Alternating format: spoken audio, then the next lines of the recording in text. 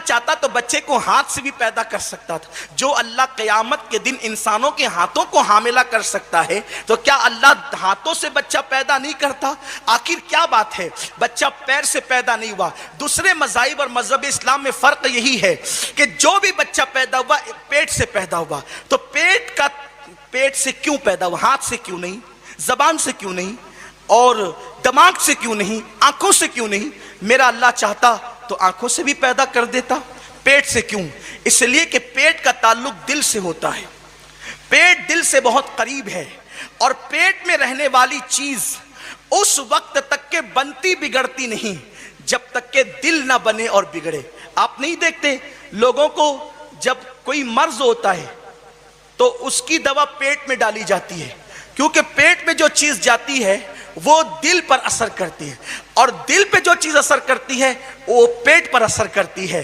तो अल्लाह तबारक व ताला ने इंसान को पेट से इसलिए पैदा किया कि वो दिल से करीब है, और हमेशा पेट वाली चीज दिल से मुतासिर होती रहती है, और पेट से दिल मुतासिर होता है, और दिल से पेट मुतासिर होता है। अब पता चला कि जो ख्यालात दिल में होंगे वो पेट पर मुंतकिल होंगे, जो सोच पे दिल में होगी वो पेट पर मुंतकिल होगी। अब पता चला कि माँ बच्चे को पेट में रखने के बाद अगर हीरो का कैरेक्टर देखेगी, हीरोइन का किरदार देखेगी, ज़िना के मनाजिर देखेगी, तो उससे असर पेट पर पड़ेगा, और वही सारी चीजें बच्चा लेगा।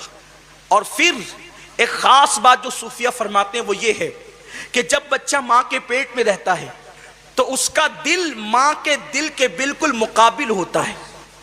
जैसे दो आईने को आप एक दूसरे के सामने रखें और एक आईना सूरज के सामने रहे, अब आईना सूरज के सामने है तो उस आईने के सामने जो आईना होगा उसमें सूरज ही दिखेगा।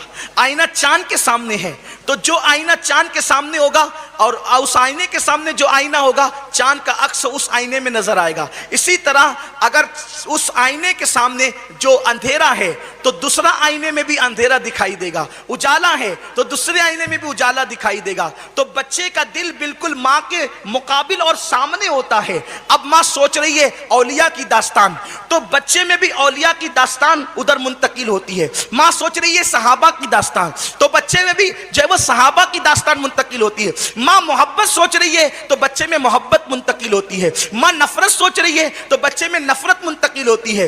अब अंदाजा लगाएं, अगर माँ परहेजगार और मुत्तकी बन जाए तो फिर बच्चा किसी की तकरीर से सुधरने का मोहताज नहीं रहता। अगर माँ का दिल संवर जाए तो बच्चा माँ के दिल की बरकत से सुधारा पैदा होता है, और फिर उसके अंदर वो किरदार होता है कि उस किरदार का आप अंदाजा नहीं कर सकते। ए खातून जन्नत रदी अल्लाह ताला अन्हा की कनीजों, आज हर माँ चाहती है बच्चे सुधरे हुए हों। आप अपना दिल सुधार लें। आपके दिल में तो गीबत की मोहब्बत है, आपके दिल में तो चुगली की मोहब्बत है, आपके दिल में तो जो है वो सीरियलों की मोहब्बत है, आपके दिल में तो दुनिया की मोहब्बत है, आपके दिल में तो लड़ाइयों की मोहब्बत है। तो जाहिर सी बात है बच्चा वही सारी चीजों को कबूल करता है। आप जरा गौर करें, मुर्गी का बच्चा जिस दिन पैदा होता है उसको कोई सिखाता नहीं कि दाना चुगना है, फिर वो दाना क्यों चुगता है। माँ का किरदार, अगर माँ मुर्गी है, आप देखें जो बच्चे जो है वो मशीन से पैदा होते हैं उनके अंदर मुर्गी का रोल नहीं होता। वो मुर्गी तो होते हैं लेकिन मुर्गी का रोल नहीं होता। आप कभी जाएं और गौरानी बच्चों को और मशीन के बच्चों को दोनों को आप 1 घंटा एक साथ रखें, आप गौर करेंगे कि मशीन के बच्चों के अंदर मुर्गी का रोल आप कभी नहीं पाएंगे। वो है मुर्गी मगर मुर्गी का रोल नहीं है। और ये बच्चे अंडे से निकले, ये भी अंडे से निकले हैं, वो मशीन से सेके गए हैं और ये मुर्गी इस पर बैठी है। आखिर कुदरत ने ये निजाम क्यों रखा कि मुर्गी बैठेगी तो अंडा निकलेगा, वो बैठकर अपना किरदार मुंतकिल करती है। अब मुर्गी का किरदार क्या है, जो है वो दाना चुगना। आप कभी नहीं देखेंगे मशीन का कोई बच्चा किसी को दाने तोड़ करके दे, लेकिन जो हकीकी मुर्गी का बच्चा होगा वो दाने तोड़ करके देने का सबक बगैर किसी से सीखे हुए वो दूसरों के अंदर, दूसरों के सामने पेश करेगा। आप अंदाजा लगाएं, अगर मां मुर्गी हो और 15 दिन वो अंडों पर बैठकर अपना किरदार उनमें मुंतकिल करे तो मुर्गी के बच्चे 15 दिन के अंदर मां का किरदार अपने अंदर लेते हैं। लेकिन इंसान के बच्चे को 15-20 दिन में पैदा नहीं किया गया, बल्कि 9 महीने में पैदा किया गया। और 9 महीने इसलिए पेट में रखा देखा गया कि इंसान की उम्र ज्यादा थी, इंसान को किरदार की जरूरत ज्यादा थी, इंसान को अखलाक की जरूरत ज्यादा थी, इंसान को सीरत की जरूरत ज्यादा थी, इंसान को जो है वो तदब्बुर की जरूरत ज्यादा थी, इंसान को तफक्कुर की जरूरत ज्यादा थी। 15 दिन के अंदर कोई जरूरी नहीं है कि इंसान सारे मराहिल से गुजरता हो, 15 दिन में जरूरी नहीं है कि इंसान सफर भी करता हो, 15 दिन में जरूरी नहीं है कि इंसान जो है वो हर किस्म की डिश खाता हो। अल्लाह ने इतने दिन तक के बच्चे को मां के पेट में रखा कि बच्चा सफर का अंदाज भी देख ले, बच्चा रातें भी देख ले, बच्चा दिन भी देख ले, बच्चा खुशियां भी देख ले, बच्चा गम भी देख ले। अब एक मां का अंदाज गमों में क्या है वो बच्चा मां के पेट में देखता है। इसीलिए कुछ लोगों को आप देखेंगे जो माएं हिम्मत वाली होती है उनके बच्चे भी हिम्मत वाले होते हैं। हिम्मत सीखने के लिए कहीं जाना नहीं पड़ता, हिम्मत इंसान मां से सीखता और मां के पेट में सीखता है। यही वजह तो है सैयदा फातिमतुज़ ज़हरा अपने वालिद की शागिर्दा थी और वो माहिर नफ्सियात थी, इसलिए दुनिया से जाते जाते कहा अली जब मेरे बाद निकाह करना तो बहादुर औरत से निकाह करना, क्योंकि उसके पेट में जो बच्चे मौजूद रहेंगे उनके अंदर भी बहादुरी और हौसला होगा। और दुनिया ने देखा अरब की खवातीन में अल्लाह अकबर जिसे दुनिया उम्मे बनीन कहती है वो ऐसी बहादुर खातून थी और उस बहादुर खातून के शिकम से जो बच्चा दुनिया के सामने आया उसे दुनिया ने गाजी अब्बास के लक़ब से याद किया। ये बहादुरी मां के पेट से लेकर आए थे अब्बास। मां बहादुर हो तो बेटा भी बहादुर होता है, मां बहादुर हो बेटा ही बहादुर होता है। लोगों ने कहा है कि जो शहीद होता है वो गाजी नहीं हो सकता और जो गाजी होता है वो शहीद नहीं हो सकता। इसलिए कि गाजी उसको कहते हैं जो जिंदा वापस आ जाए और शहीद उसको कहते हैं जो जिंदा वापस ना आए। लेकिन एक जात ऐसी है कि जिसको गाजी भी कहते हैं और शहीद भी कहते हैं, उसी को दुनिया अब्बास कहती है। इनके गाजी होने की दास्तान क्या है?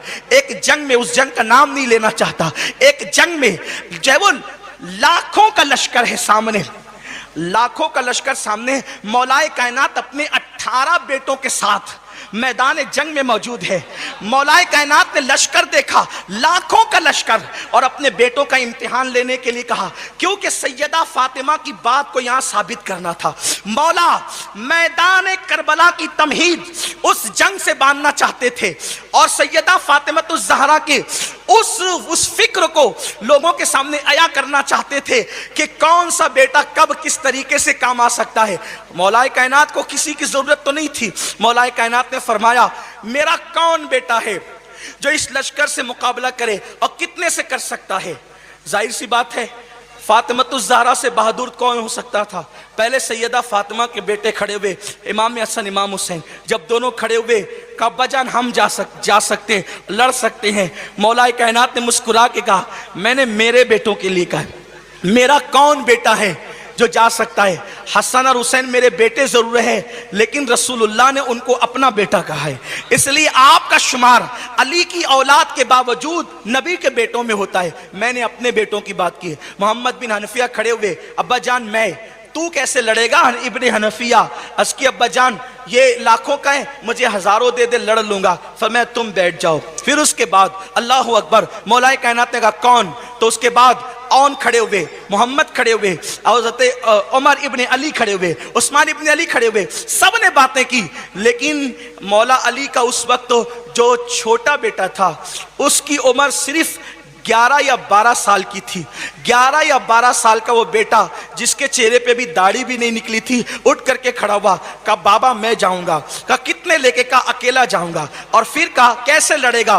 कहा बाबा मैं ऐसे लड़ूंगा अगर मैं इनको सिर्फ देख भी लूं, सिर्फ देख लूं, ये सब मर जाएं, मैं इनको देख लूं सब मर जाएंगे, इसलिए कि अल्लाह ने मुझे आंखें अल्लाह वाली दी है। अब मैं ये बात अगर करने लगूं तो लोगों को शुबा होता है ये बात आई कहां से। लेकिन बुखारी की हदीस से हुजूर फरमाते हैं अल्लाह कहता है कि जो नवाफिल की कसरत करता है मैं उसकी आंख बन जाता हूं, मैं उसके हाथ बन जाता हूं, मैं उसके पैर बन जाता हूं, मैं उसकी जबान बन जाता हूं। यार जब गौसुल आजम की जबान बनता है खुदा तो क्या अब्बास, गाजी अब्बास की जबान, वो भी फिर गौस पाक है कौन? अली का बेटा अब्बास जिसकी जूतियां गौसुल आजम उठाते हैं तो मकाम गौसियत की आबरू बन जाते हैं, ये मकाम अब्बास है। तो कहा बाबा सिर्फ देख लूंगा ना तो भी वो मर जाएंगे और बोल दूंगा तो भी मर जाएंगे, क्योंकि अल्लाह ने मेरे पास इतनी मजबूत जो है वो जबान अता की है। और फिर बाप का मामा बांधकर जुल्फिकार हैदरी लेकर और बाबा का घोड़ा लेकर के जैसे ही निकले हैं तो ऐसा लगता था कि जैसे उम्मे बनीन का बेटा जाया नहीं जा रहा है बल्कि फातिमा बिन्त असद का बेटा बद्र और ओहद की यादें ताज़ा कर रहा है। और फिर जब अब्बास गए हैं और जाने के बाद मौला अली के सामने से वो चेहरा ओझल हुआ है तो मौला अली ने फौरी तौर पर ये कि कहीं मेरा बेटा दुश्मन की सफ़ों में घुस न जाए, आपने कहा मेरे गाजी जरा वापस लौट, मेरे गाजी जरा वापस लौट। उस वक्त मौला ने जब उनको गाजी का लक़ब दिया है तो आखिरी दम तक के पूरा खानदान अब्बास को गाजी ही कह करके पुकारता रहा है, मेरे प्यारे आका सल्लल्लाहु अलैहि वसल्लम की कनीजों। लेकिन ये बहादुरी मिली कहां से थी? उम्मे बनीन की बहादुरी। बहादुर मां ने पेट में रखा, अगर बहादुर मां पेट में रखे तो बेटा बहादुर होता है, अगर परहेजगार मां पेट में रखे तो बेटा परहेजगार होता है, मुत्तकी मां पेट में रखे तो बेटा मुत्तकी होता है। आप क्या समझते हैं? इमाम हुसैन को 3 दिन का फाका था और ये सिर्फ 3 दिन का फाका तो मौर्रिखीन करबला का कहना है, वरना बात तो असल ये थी कि मौला हुसैन तो कई दिन के भूखे थे। अल्लाह अकबर। फिर क्या बात थी? भूख ने हुसैन को बेचैन नहीं किया।